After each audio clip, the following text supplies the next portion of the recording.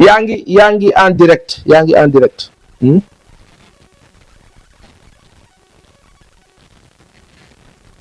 non ma ne yaay Fatou Sarr spécialiste en soins en santé publique, c'est ça?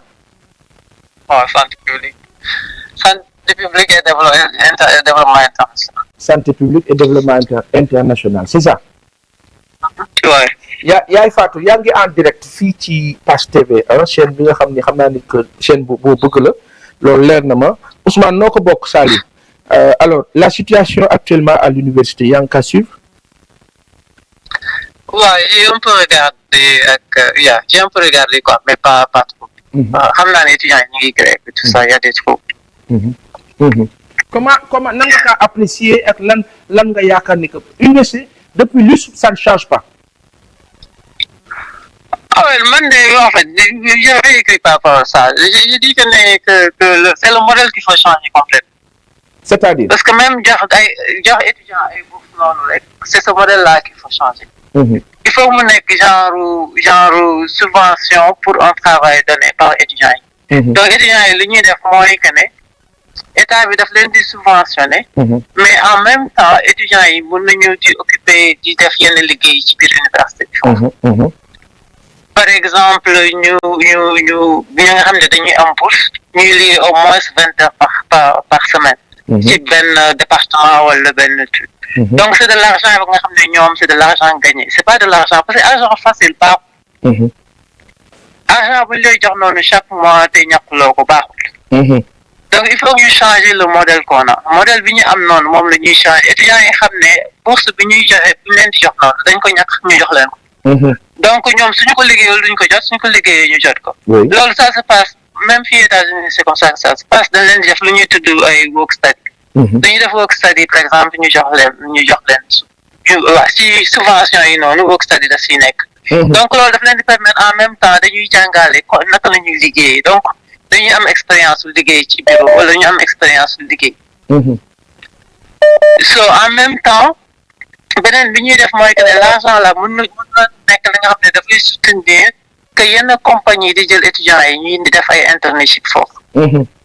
Donc di def ay internship peut-être que mu nekk agent taxe ba nga xam ne compagnie bi daf ko doon fay ñoom su ñuy def internship ñu leen di fayaale noonu. Donc ñuy jàng en même temps ci seen domaine ñuy defaale stage léegi stage yooyu dafay nekk des stages payants loolu moo leen di permettre ñoom ñuy dund. Oui. Mais le modèle bi ñu am noonu c'est archaïque en fait je pense que il faut que ñu repenser waat ko changer ko. So man loolu laa ko noonu laa gis ko. Tant que changé wuñ ko c'est ça toujours le même problème. léegi la chose l'aspect bi nga xam nga ñun dañuy taxaw naan yërmande dans le contexte sénégalais où l'étudiant par exemple benn 18 000 francs boo ko joxee qui servait d'aide au temps boo ko joxee c'est-à-dire que 18 000 francs yooyu li nga kaa xeeb seen waa kër ci dëkk ba moom la ñuy xaar il faut faire comment avec ces gens? Wow, moi je me dis que aussi parents il faut pas que ñuy toujours rek di expectation su fekkee dañu bëgg seen doom yi jàng correctement aussi parce que étudiants yi ñoom ils ont besoin de cet argent là pour ay livres pour des recherches pour des trucs comme ça. Donc moi je me dis que en fait je sais pas naka le gouvernement mën aider loolu mais il faut que peut-être ñu def li nga xam ne peut-être parents ba nga xam ne yóbbu nga sa doom université peut-être ñu jox la dara I don't know ñu lay jox dara mensuellement donc dafay impulser que parents yi aussi ñoom ñuy ñafe pour que seen doom yi jàng pour dem université peut-être loolu quoi mais moi je vois mal que parents yi di continuer di espérer que ne étudiants yi nañ leen di yónnee xaalis ci seen bourse yi noonu dafay indi juste problème parce que day nekk pression ci ñoom social psychologiquement dafay nekk pression ci exactement day nekk pression bu métti donc bon moi je me dis que comme ni ñuy defee rek di dimbale famille yu demee nii par exemple su fekkente ne ñuy encourager parents yi ñuy jafe seen doom yi dem collège peut-être ñu leen di jox dara par rapport ak ça man peut-être loolu. Très bien. Mais man je veux pas que ñu teg loolu ci bopp ci ndongo étudiants yi quoi. Parents yi ñu teg loolu ci ndongo étudiants yi. mais non c'est-à-dire que aujourd'hui ces parents là du ñoom ñoo koy teg étudiant bi seen situation moo demee noonu léegi étudiant ba ak suñu néew la muy jot du mën a seetaan ses parents sa famille mu daal di am nu mu def ak ñoom léegi li nga wax nag xalaat la nguur gi moo tax social mais qu'est-ce qu'il lan la ñu war a def dans un pays comme le Sénégal ci volet social pour que donne bi xaw a changer tout qu'est-ce qu'il faut faire? Bon, volet social, il y a plein de choses qu'il faut faire. Moi, je me dis que mais les compagnies qui sont là-bas, qui prennent les ressources sénégalaises, il faut que les Sénégalais existent. Voilà. Moi, c'est ça le truc, parce que le gouvernement a nous le oui. Pareil, il faut faire de telle sorte que les emplois qui sont les compagnies de créer, que ça soit occupé par les Sénégalais. Exact. Parce que le gouvernement, il y a ce peuple lié en premier. Donc, pour nous indi expatriés ou nous indi étrangers, nous le poste, il faut en premier et puis surveiller quoi en fait. Dans tous les pays du monde, c'est ça.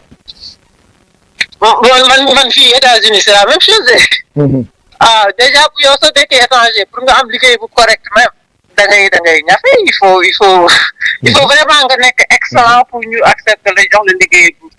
Légui même ci liggéey bobu, il faut nga woné plus que peut-être ñom sen doom yi li ñuy wat. Voilà. Voilà. So ñëwé bess nonu nek étudiant, souvent tu peux pas travailler. Tu peux pas travailler ba nga dem ci peut-être nga nek fi li yag non après ñu commencer di la faciliter guen. Mais Sénégal, c'est un pays où tu as accès à tout. Il faut que nous xoolaat ko. Il faut que ñu avantager ñu jox affaire yi doomu réew bi ba pare. Parce que loolu mooy tax doomu réew bi dafay enrichir. Donc même étranger si ñu ñëwee duñ leen dàq quoi. Duñ leen dañ leen feesal ko. Donc ñoom tedd nañu ba pare. Voilà. Fexe sa population am quoi. Voilà. Ba pare étranger si ñu ñëwee dañ fay fekk sénégalais yi nga xam ne dañu taxaw ba pare. Donc concurrence duñu ñëw di concurrencer sénégalais yi comme nu mu leen neexee noonu. Exact. Donc il y a tout ça là qu'il faut revoir. Il faut revoir tout ça là.